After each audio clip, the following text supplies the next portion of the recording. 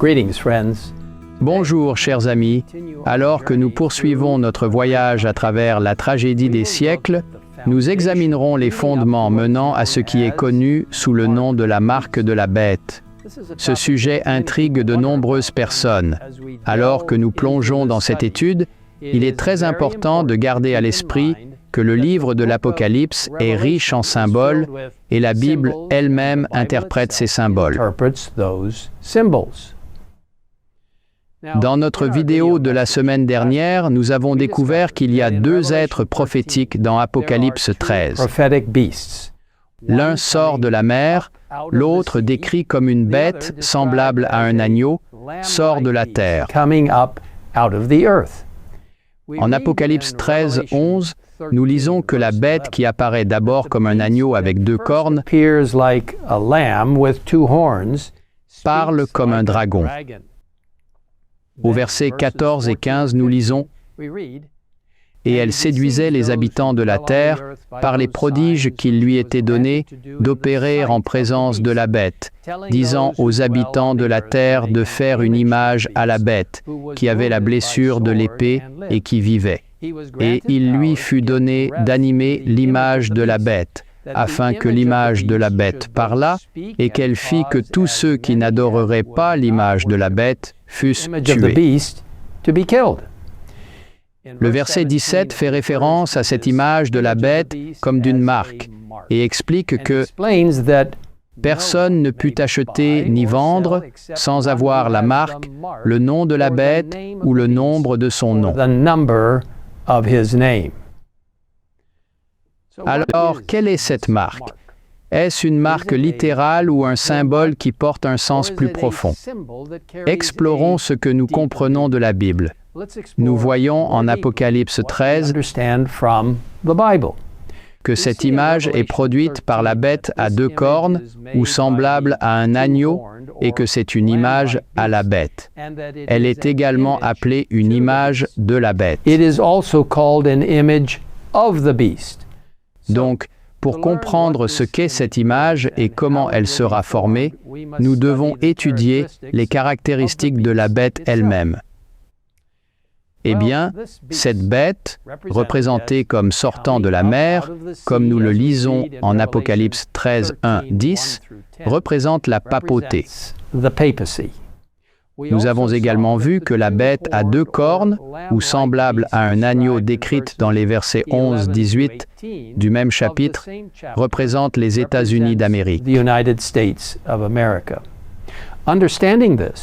Nous comprenons donc qu'Apocalypse 13 décrit une coopération entre la papauté et les États-Unis pour imposer une marque d'autorité.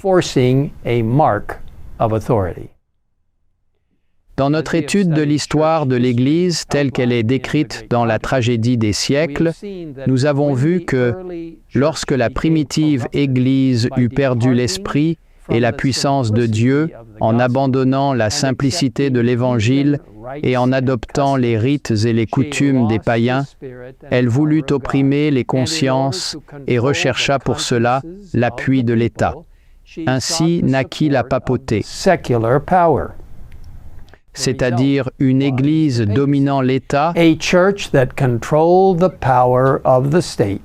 au profit de ses intérêts et tout spécialement en vue de bannir l'hérésie. Nous avons vu comment ce pouvoir était exercé pendant 1260 ans en persécutant ceux qui choisissaient de suivre leur conscience plutôt que les dictats de l'Église romaine.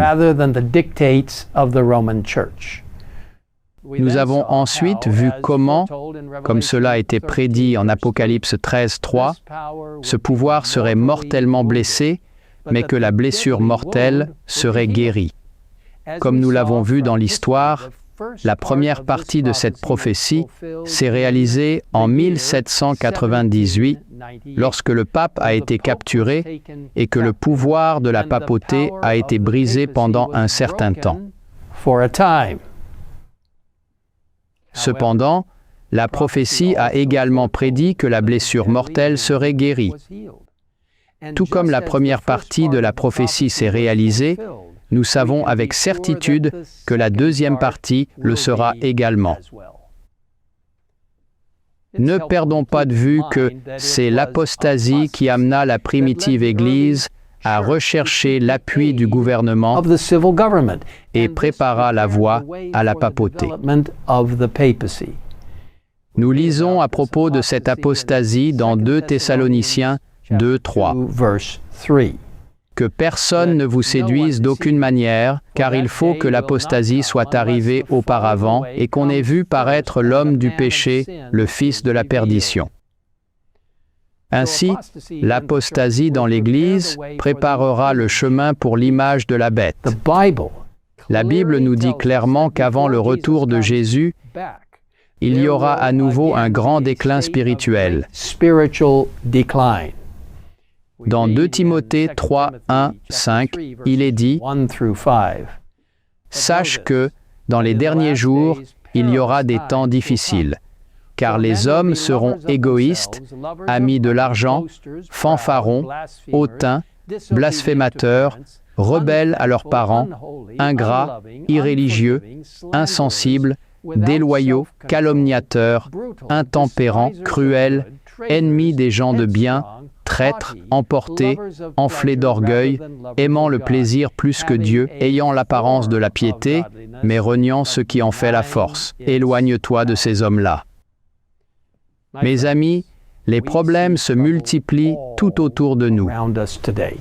Alors que le monde continue sa spirale descendante, les dirigeants politiques et religieux chercheront des moyens d'apporter de l'ordre et de la stabilité dans ce chaos. C'est ce scénario qui exercera une forte pression, amenant tout le monde à s'unir pour le prétendu bien commun. C'est alors que nous verrons le retour de la bête dont la blessure mortelle est guérie et l'application de sa marque.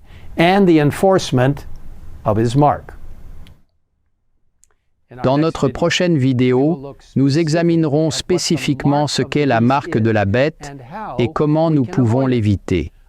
D'ici là, je vous encourage vivement à télécharger le livre « La tragédie des siècles grâce à l'URL » en bas de l'écran.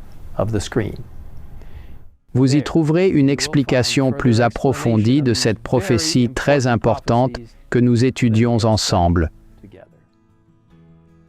Que le Seigneur se rapproche de vous alors que nous continuons à examiner cette prophétie et découvrir ce que l'avenir nous réserve. Prions ensemble. Père Céleste, merci de nous avoir donné la révélation de Jésus-Christ. Dans le livre de l'Apocalypse, nous comprenons comment la prophétie se déroule pour nous aider à être préparés à ce qui nous attend. Merci aussi pour le livre de Daniel dans l'Ancien Testament. Ces 2 livres, Daniel et l'Apocalypse, se complètent pour nous aider à vraiment savoir à quoi nous attendre dans un avenir proche. Nous nous plaçons entièrement entre tes mains. Nous appuyons sur ta puissance pour nous guider à travers les événements futurs. Nous sommes tellement heureux que tu nous aies promis ta présence jusqu'à la fin des temps. Nous attendons avec impatience la venue prochaine de Jésus, que cela arrive plus tôt que jamais. Au nom de Jésus, Amen. Amen.